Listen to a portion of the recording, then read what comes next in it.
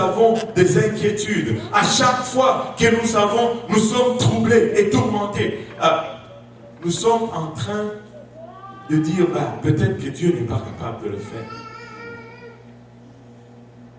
Amen.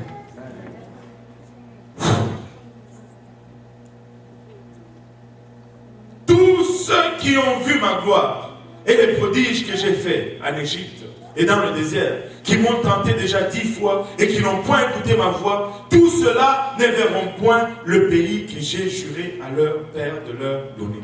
Il n'y avait pas une autre gloire. La gloire de Dieu était la même. Et laisse-moi dire à quelqu'un, ne t'éloigne point de ce qui t'a sauvé. La doctrine qui t'a sauvé, c'est la doctrine qui va te garder. La doctrine qui te sauve, c'est la doctrine qui te garde. Il n'y a rien d'autre. Il n'y a rien d'autre. Quand Israël s'est éloigné de cette gloire qu'il a sortie de l'Égypte, Israël n'a pas pu entrer dans la terre promise. Si nous avançons un peu plus loin, 40 ans plus tard, après des milliers de morts dans le désert, plus de 600 000 hommes, on dirait, s'il y avait 600 000 hommes de 20 ans et plus capables de prendre des armes, on peut ajouter autant de femmes et autant de vieillards, donc on peut se retrouver facilement à presque 2 millions de personnes qui tombent morts dans le désert pendant les 40 ans de errance. Et là, ils se retrouvent devant la terre promise encore, à la porte de la terre promise encore. Heureusement que nous avons un Dieu de deuxième chance. Heureusement que nous servons un Dieu de deuxième chance. Oh, je suis content pour un Dieu de deuxième chance. Parce qu'il est arrivé dans ma vie où de fois j'ai trébuché et j'étais à plat, ventre à terre et né dans la poussière. Mais sa grâce a... Alléluia. Jésus-Christ, il n'y en a pas un comme lui. Israël se retrouve encore à la porte de la terre promise. Et cette fois-là, c'est Josué qui est à la tête du peuple. Et il dit, la dernière fois, on avait envoyé 12. 2 sont venus seulement avec un bon rapport. Et 10 n'avaient pas de bon rapport. Il dit, on ne va pas envoyer 12. On va envoyer seulement 2. On va envoyer seulement 2. Parce que si un donne un mauvais rapport, l'autre va donner un bon et ça va s'annuler. Ça, c'est ma théologie, ça. Mais c'est pas ça, c'est juste une blague.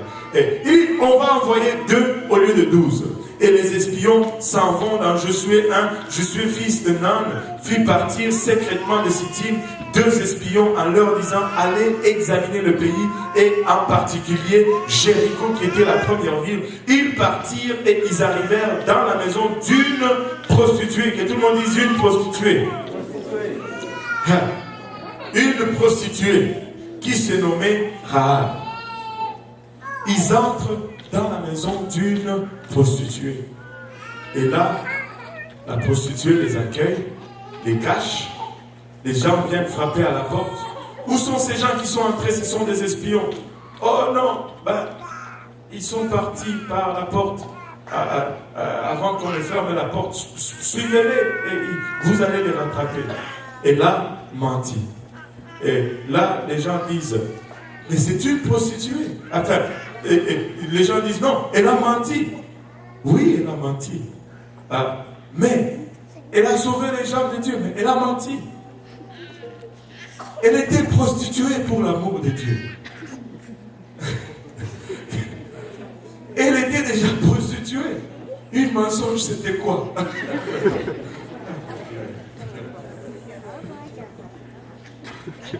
Elle n'est pas sauvée. Ce n'est pas un enfant de Dieu. Cela ne veut pas dire que toi tu dois mentir aujourd'hui.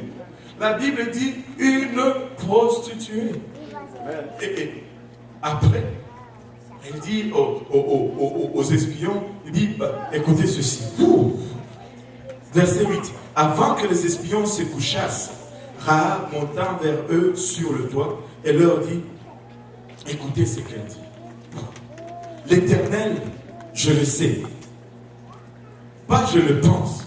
L'Éternel, je le sais. C'est une certitude. C'est une prostituée, celle-là. C'est une... comment on appelle les habitants de Jéricho? Les Jérichoïens? C'était une Jérichoïenne. Une prostituée de Jéricho. Elle dit, l'Éternel, je le sais, vous a donné ce pays.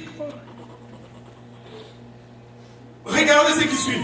La terreur que vous inspirez nous a saisis et tous les habitants du pays tremblent devant vous. Mais nous étions à leurs yeux comme des sauterelles. Oui, mais les géants tremblent devant vous. Écoutez, l'observation de la nature, c'est quelque chose d'extraordinaire. Des fois, nous échouons juste d'observer la nature. Ce n'est pas la première histoire où des petites bibites, ou je dois dire des grosses bibites, ont peur des petites bibites. Que je laisse voler des coquerelles ici, tout le monde va courir. Mais des coquerelles, c'est petit. Mais on s'étonne que des géants tremblaient devant des sauterelles. Nous tremblons tous les jours devant des petites bibites. La nature reste respectée. Aïe, aïe, aïe. Et, du pays tremble devant vous, car nous avons appris comment.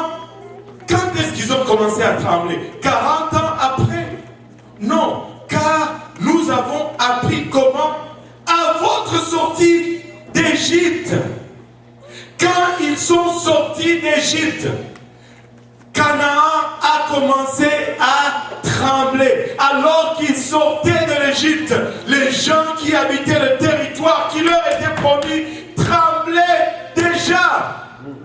Tremblaient déjà. Laissez-moi dire à quelqu'un ici, le diable est en train de trembler parce qu'il sait que tu es en route pour réclamer ta famille. Le diable est en train de trembler parce qu'il sait que tu es en route pour réclamer ce qui t'appartient.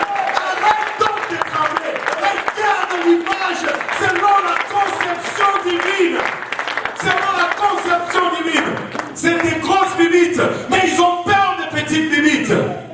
Et la nature n'a pas changé, elle ne changera pas aujourd'hui. Alléluia. Et regardez, la terreur que vous inspiriez nous a saisis et tous les habitants du pays tremblent devant vous. Ils tremblaient 40 ans. Quand Israël est venu frapper à la porte et qu'il a envoyé 12 espions, ces gens de qui ils ont eu peur, ces gens pour qui ils ont laissé aller leurs promesses, étaient au fond prêts à abandonner, prêts à se laisser prendre. Ils étaient déjà saisis d'épouvante et saisis de terreur. Écoutez ce que cette païenne prostituée est en train de dire. Non seulement une Jérichoïenne, mais une Jérichoïenne prostituée. Celle qui connaît encore moins les choses de Dieu. Regardez, car nous avons appris comment, à votre sortie d'Égypte, l'Éternel a mis à sec devant vous les eaux de la mer Rouge, et comment vous avez traité les deux rois des Amoréens au-delà du Jourdain, Sion et Og, que vous avez dévoués par interdit. Écoutez, est-ce qu'il y a quelqu'un ici pour qui Dieu a-t-il déjà fait quelque chose? Est-ce qu'il y a quelqu'un pour qui ici Dieu a-t-il déjà pourvu à un besoin? Est-ce qu'il y a quelqu'un ici pour qui Dieu a-t-il déjà guéri une maladie? Est-ce qu'il y a quelqu'un ici pour qui Dieu a-t-il déjà fait un miracle? Regarde ce que Dieu a déjà fait. Il va le faire encore. Écoutez, regarde ce que Dieu a fait. Il va le faire encore. Il est capable. Il est en mesure de le faire. C'est le même Dieu qui a fait ces choses. Il va le faire encore.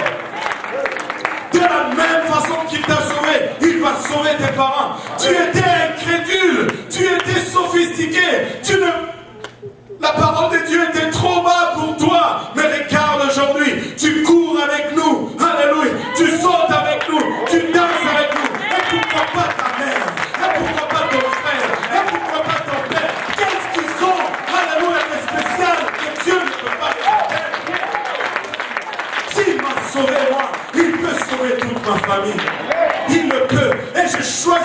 croire. Je choisis de regarder à ce que Dieu a fait pour moi. Comment il m'a fait sortir de l'Égypte. Écoutez, j'étais pécheur, lié dans la fornication, lié dans le mensonge, le vol et l'orgueil. Mais s'il a pu effacer ces choses de moi, il peut les effacer de n'importe quel cœur. Il peut le faire. Regarde ce que Dieu a fait. Alléluia. Ne méprise pas l'Éternel d'Israël. Ne méprise pas l'Éternel des armées. Il est capable et il va le faire. Il va le faire et il va le faire. Et il s'apprête à le faire même aujourd'hui. Même aujourd'hui. Si tu n'as pas une relation avec Dieu, tu peux avoir une relation avec Dieu aujourd'hui. Regarde cette prostituée. Alléluia. Quelqu'un qui était rejeté. Non seulement rejeté du peuple de Dieu, mais même au milieu de sa société. C'était juste une prostituée. Mais, alléluia, mais quand elle a élevé ses louanges, alléluia, quand elle dit, nous l'avons appris, le verset 11, nous l'avons appris et nous avons perdu courage et tous nos esprits sont abattus à votre aspect. C'est-à-dire, quand on vous voit, on ramollit, quand on vous voit, on faiblit. Et enfant de Dieu, c'est ce qui se passe exactement quand vous allez quelque part. Écoutez, qui s'est fait bon, persécuter, c'est un peu dur comme mot. Qui se fait harceler par sa famille ici à cause de la parole de Dieu? Allez, il y en a beaucoup. Mais savez-vous pourquoi? C'est parce qu'ils ont peur. C'est parce qu'ils tremblent. C'est parce que leur force le quitte à votre aspect. Quand vous parlez avec eux, ils réalisent, mais ce n'est plus elle. D'où est-ce que tu prends cette sagesse? Comment est-ce que tu peux me dire ça? Je suis ton père, blablabla. Je t'ai amené dans ce monde. J'ai vu le soleil avant toi. Tu as peut-être vu le soleil avant moi, mais moi j'ai vu, alléluia, cette lumière qui est plus brillante que le soleil. Avant toi.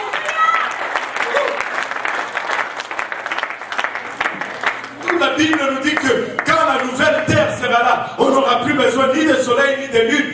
Gardez votre soleil, gardez votre lune. La lumière, la gloire de l'agneau sera notre lumière. Il y a une lumière plus que le soleil. Ça c'était juste une parenthèse. Maintenant, regardez, nous l'avons appris et nous avons perdu courage. Et tous nos esprits sont abattus à votre aspect. Car c'est l'Éternel, votre Dieu, notre Dieu à nous aujourd'hui. Car c'est l'Éternel, votre Dieu, qui est Dieu en haut dans les cieux et en bas sur la terre. Écoutez, une païenne est en train de déclarer que celui-ci, c'est le seul et l'unique véritable Dieu dans tout ce qu'il y a comme espace imaginable. Il n'y a pas d'autre Dieu en dehors de lui. Jésus-Christ est l'alpha et l'oméga, et le commencement et la fin. Alléluia. Et elle a confessé cela. Savez-vous, quand tu confesses qu'il est le seul et unique vrai Dieu, il te fait partir de sa famille. Amen. Et ce n'est pas par hasard que cette prostituée est devenue l'arrière-arrière-grand-père grand-mère plutôt de David. Elle a confessé que l'Éternel, alléluia, votre Dieu est Dieu en haut, dans les cieux et en bas sur la terre. Il n'y a aucun autre Dieu. Il n'y a aucun autre Dieu. Aucun autre Dieu n'est comparable à Jésus-Christ. Ni les idoles de nos pères